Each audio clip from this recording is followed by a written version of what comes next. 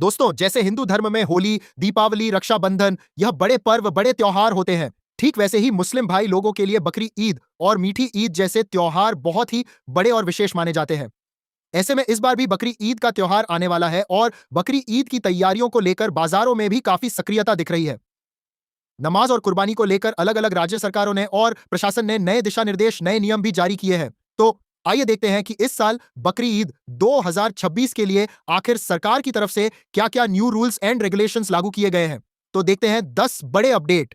तारीख वगैरह क्या रहेगी इस बार बकरी ईद के पर्व को लेकर। देखिए, पहला अपडेट तो अलग-अलग राज्यों में बकरी ईद के लिए बकरे के बाजार सजने लगे। कुर्बानी की फोटो सोशल मीडिया पर ना डालने की अपील की है सभी राज्य सरकारों और प्रशासन ने। और बकरी ईद 2026 की तारीख को लेकर भी सस्पेंस खत्म हुआ।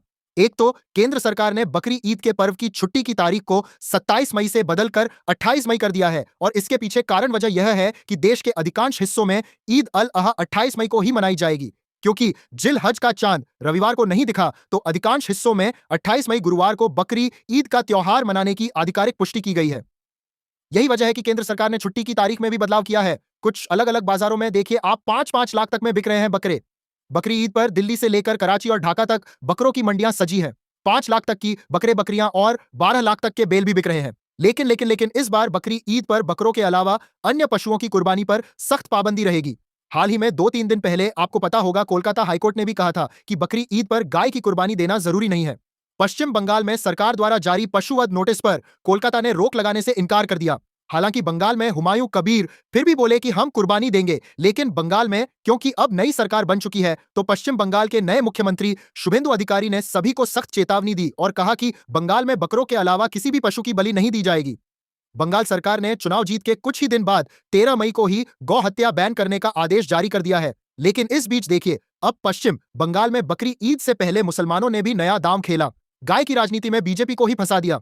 बात कुछ यूं है कि बंगाल के शुभेंदु अधिकारी ने बकरी ईद पर गायों की कुर्बानी पर रोक लगाने का आदेश तो दे दिया, क्योंकि ईद उल अहा के दौरान पशु वध नियमों में छूट को लेकर चल रही बहस के बीच पश्चिम बंगाल सरकार पर कोलकाता हाईकोर्ट ने भी टिप्पणी की है और हाईकोर्ट ने भी बंगाल सरकार के पक्ष में ही बयान दिया। तो इसके बाद राजनीतिक बयानबाजी काफी तेज हो गई। अब मुसलमानों ने नया दांव खेला, देखिए आप।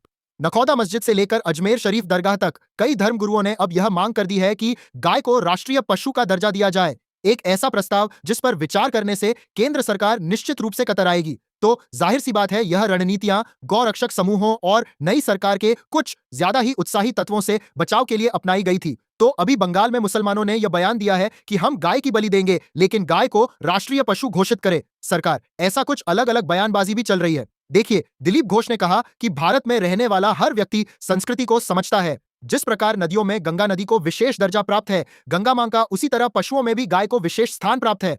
हर भारतीय को इसका सम्मान करना चाहिए। जो लोग इसकी भावना को नहीं मानते, उनके साथ कानून के अनुसार निपटा जाएगा। और गाय के बलि के मुद्दे पर ही इकबाल अंसारी का कहना है कि अगर हमारा हिंदू पड़ोसी गाय को गौ माता कहता है, तो हमारा भी यह फर्ज बनता है कि हम भी गाय का उसी तरह से सम्मान करें।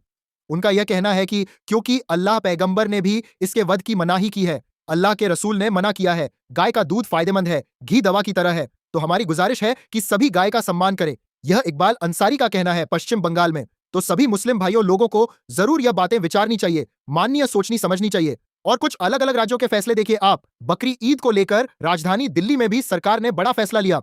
सड़कों और गलियों में कुर्बानी पर रोक रहेगी। 8 पॉइंट की एडवाइजरी